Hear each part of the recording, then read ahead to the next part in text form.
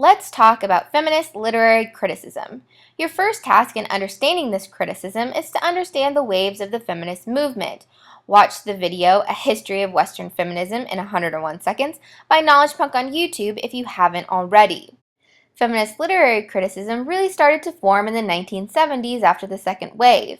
Feminists believe that throughout history, male dominance and patriarchal oppression has been prevalent in language and social and political institutions such as government and religious systems.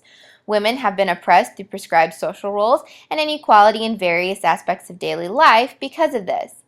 Feminist critics believe that it's through the study of literary and cultural texts that we can recognize how women have been influenced by patriarchal oppression, as well as how they've resisted and rejected it. For instance, a critic will look at a female heroine in a story, like Katniss Everdeen from The Hunger Games, and examine how this oppression has influenced her character's daily life, beliefs, actions, or perceptions of other women. Does Katniss illustrate areas where she has internalized beliefs in favor of patriarchal interests? In addition, they will examine traces of resistance through the actions of female characters in the text. Katniss resists stereotypical gender roles through her role as main provider of her household. Her hunting can also be seen as a form of self-expression and exerting her own power in the midst of patriarchal oppression.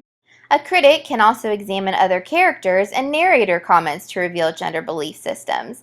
They can analyze characters that disagree on women's roles and trace the development and fate of those characters in the story. Furthermore, the critic can examine the ideas and themes communicated through the treatment and fate of female characters that either subject to or resist social roles.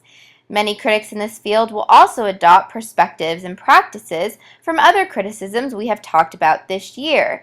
This can include taking a Marxist perspective with focusing on the economic and class system in regards to women characters. They can also look at racism, sexism, and cultural differences and how they are portrayed within the text. No matter what direction you take your analysis, feminist literary criticism takes an activist stance. They want to identify and bring forth change with their analysis in the real world. And this concludes our discussion of the feminist literary criticism.